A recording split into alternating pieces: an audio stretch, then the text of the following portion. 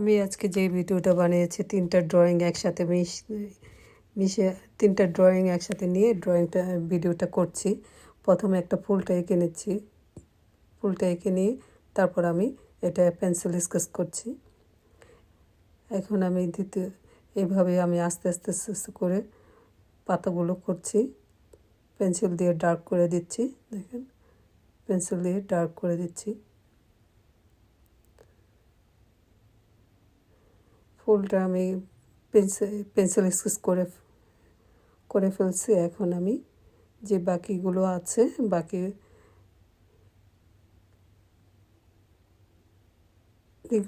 এগুলো আমি এখন আস্তে আস্তে করে স্কেচ করছি। এখানে আমি আরেকটা নতুন পাতা দিয়ে নিয়ে ওইটার মধ্যে আমি স্কেচ করছি। এই ঢালগুলো আমি আস্তে আস্তে করে গাঢ় করে দিচ্ছি, পেন্সিল দিয়ে টেনে টেনে গাঢ় করে দিচ্ছি, এভাবে গাঢ় করে দিচ্ছি।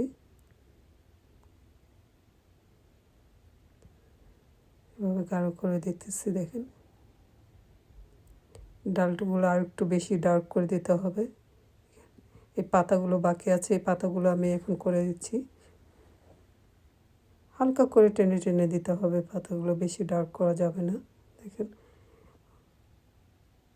হয়ে গেলে আমার এই ছবিটা আঁকা শেষ। এখন আমি দ্বিতীয় ছবিটা আঁকবো। এটা একটা সিনারি আঁকবো।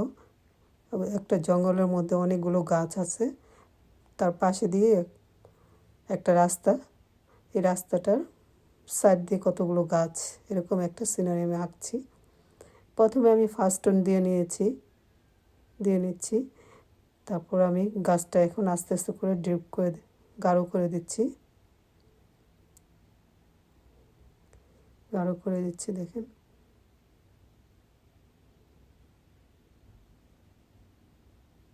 এভাবে আস্তে আস্তে করে গাঢ় করে দিলাম। এখন আমি রাস্তাটা করছি। তারপর তৃতীয় ছবিটা আমি এখন আঁকছি। এটা একটা লতানো গাছ। আমি ছবিটা এঁকে নিচ্ছি ফার্স্টে।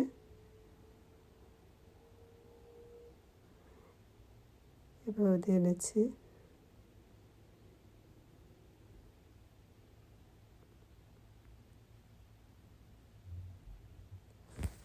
পাতাগুলো আমি এখন দিচ্ছি। লতানোটা এঁকে তারপর এখন আমি পাতাগুলো দিয়ে দিচ্ছি। একটা লতা গাছ, তারপর এর মধ্যে আমি অনেকগুলো পাতা দিয়ে দেব। পাতা দিয়ে এই গাছ সিনারিটা আঁকবো, ডিজাইনটা করব। এটা একটা লতানো গাছের ডিজাইন আমি করছি। এখন আমি আস্তে আস্তে করে বর্ডার করে দিচ্ছি, স্কেচ করে দিচ্ছি। স্কেচটা আমি প্রথমে হালকা করে দিয়ে তারপর আবার গাঢ় করে দিচ্ছি।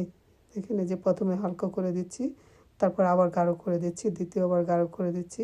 এইভাবে আমি পুরো ছবিটা আঁকব।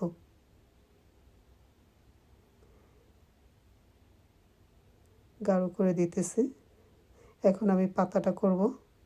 পাতাগুলো একটু টেনে দিয়ে ড্রয়িংটা করে আবার ড্রয়িংয়ের মাঝখানে একটু করে টেনে দিচ্ছি।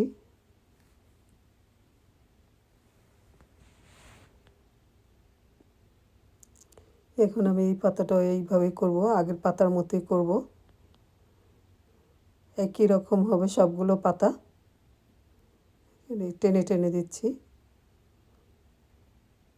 হয়ে গেল আমার ছবি আঁকাটা শেষ। সবাইকে ধন্যবাদ।